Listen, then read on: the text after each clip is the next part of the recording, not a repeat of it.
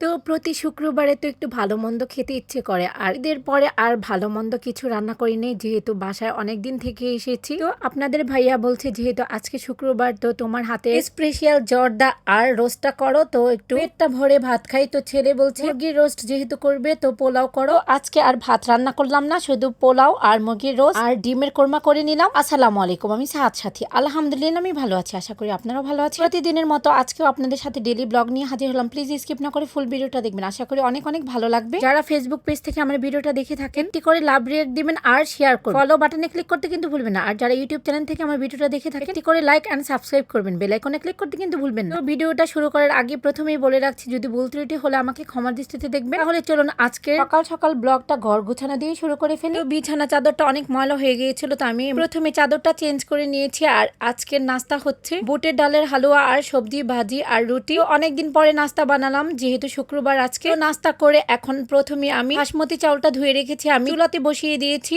আর হালকা সিদ্ধ হলেই পানি ঝরিয়ে দিব। বাসমতি চাউলটা এটা জর্দা পাকানোর জন্য আমি সিদ্ধ বসিয়ে দিয়েছি। আর আমি প্রথমে ডিমের কোরমাটা তৈরি করছি। এখানে আমি পরিমাণ মতো তেল দিয়ে নিয়েছি, প্রথমে পেঁয়াজ বাটা দিয়ে দিয়েছি, এরপর কিছু মশলা অ্যাড করলাম, এলাচ, দারচিনি, তেজপাতা আর হচ্ছে গোলমরিচ। আর এখানে প্রথমে আদা রসুন পেস্ট দিয়ে দিলাম আর হালকা পরিমাণে ধনিয়ার গুঁড়ো আর স্বাদ মতো লবণ। এখন কোরমার মশলাটা আমি খুব ভালোভাবে কষিয়ে নিচ্ছি। আর এখন আমি ফিরে এসেছি জর্দার বাসমতি চাউলে। এখন আমি পরিমাণ মতো একটু জর্দা রং দিয়ে দিলাম। তো এই তো আমি আপনাদের সাথে একটু দেখিয়ে দিচ্ছি। আমি চাউলটা 80% সিদ্ধ করে নিচ্ছি। 80% সিদ্ধ হওয়ার কারণ হচ্ছে আমি যখন জর্দাটা চিনিতে পাক দিব তো কিছুক্ষণ দমে রাখলে জর্দাটা পুরোপুরি হয়ে যাবে। যাই হোক, এখন আমি জর্দার চাউলটা একটু ঝরিয়ে নিচ্ছি। আর এখান দিয়ে আমার কোরমার মশলাগুলো একটু ভালো করে ভেজে নিচ্ছি। আর আমি লিকুইড দুধ দিয়ে দিচ্ছি। আমি দুধ গুলিয়ে রেখেছিলাম 3 টেবিল চামচের মতো গুঁড়ো দুধ আমি লিকুইড করে আমি এখন কোরমার মশলায় দিয়ে দিলাম। আর এই তো এখন আবার মশলাটা আবার খুব ভালোভাবে কষায় নিচ্ছি। যেহেতু দুধ দিয়েছি আমার খুব ভালো মতো কষানো হয়ে গেছে। এখন আমি কোরমার মশলার উপরে আমি সিদ্ধ করা ডিমগুলো দিয়ে দিচ্ছি আর এখন ভালো মতো কষিয়ে নিচ্ছি। আর উপর দিয়ে আমি কিছু কাঁচামরিচ দিয়ে ঢেকে দিলাম। আর এখন ঢাকনাটা উঠিয়ে আবার একটু নেড়ে চেড়ে নিচ্ছি। তো সামান্য পরিমাণে আমি একটু চিনি দিয়ে দিয়েছি, এটা আপনারা চাইলে দিতে পারেন, না চাইলে স্কিপ করতে পারেন। এই চিনিটা আমি স্বাদের জন্য দিয়েছি। আর এই তো আমি বেরেস্তাটাও করে নিচ্ছি। আর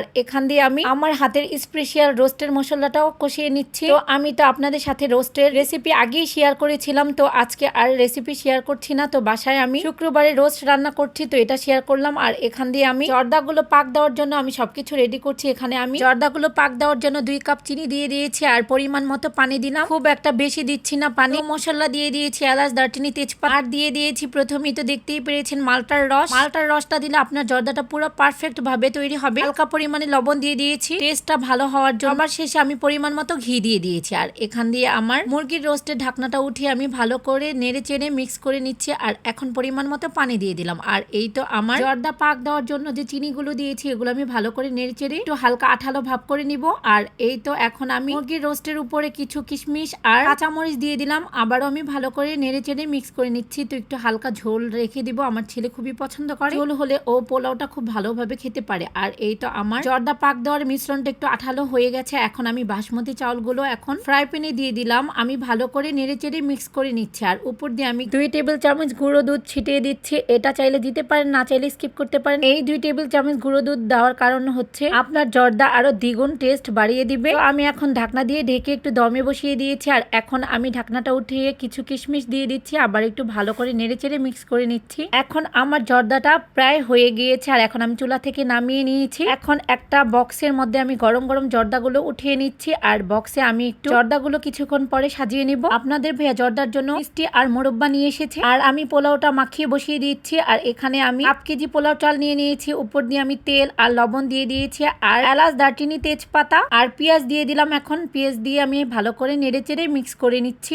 আমি আগে আদা রসুন পেস্ট দিয়ে দিয়েছিলাম পোলাও চাউলের মধ্যে। আর এখন আমি গরম পানি বসিয়েছিলাম, এই গরম পানি এখন পোলাও চালগুলো একটু ভেজে নিয়েছি। আর এখন আমি পরিমাণ মতো গরম পানি দিয়ে দিলাম আর গুঁড়ো দুধ লিকুইড করে নিয়েছি ওটাও দিয়ে দিলাম। আর এখন আমি আলু বখরা আর কিশমিশ দিয়ে দিচ্ছি আর একটু জর্দার রং গুলিয়ে নিয়েছি। এটা আমি এখন পোলাওর মধ্যে একটু একটু করে ফুটো করে দিয়ে দিলাম। এটা দিলে আপনার পোলাওর কালারটা খুবই সুন্দর আসে। আমি একটু সুন্দর দেখার জন্য পোলাও আমি এই রংটা দিয়েছি। তো এই তো আপনাদের ভাইয়া জর্দার জন্য মিষ্টি আর মোরব্বা নিয়ে এসেছে। তো এখন আমি উপরে মিষ্টি আর মোরব্বা দিয়ে সুন্দর করে সাজিয়ে নিব। আমার ছেলে তো একদমই খুশি, আম্মু বিয়ে বাড়ির মতো মোরব্বা আর মিষ্টি দিয়ে সাজিয়ে নিচ্ছ জর্দা, আমার খুবই ভালো লাগছে। তো এখন আমি খাবার দিয়ে দিচ্ছি। তো নামাজের আগে আপনাদের ভাই আগে একটু টেস্ট করে গিয়েছে, সেটা তো আপনারা দেখতেই পারলেন। তো নামাজ পড়ে এসে ছেলে আর আপনাদের ভাইয়া খেয়ে নিচ্ছে, সাথে আমিও। আর আজকে আমি রান্না করেছি ডিমের কোরমা, মুরগির রোস্ট আর জর্দা আর পোলাও। আর আমার যা আমার ছেলের জন্য বিরিয়ানি পাঠিয়েছে, সাথে ওটাও আছে। আজকে আপনাদের যদি আমার ব্লগটা ভালো লেগে থাকে তাহলে প্লিজ কমেন্ট সেকশনে কমেন্ট করে জানাবেন। আপনাদের ভালো ভালো কমেন্ট পেলে আর নতুন নতুন ভিডিও নিয়ে আমি হাজির হব। আজকে এখানে শেষ করছি, আবার নতুন কিছু নিয়ে হাজির হব। ভালো থাকবেন, আল্লাহ হাফেজ, আসসালামু আলাইকুম।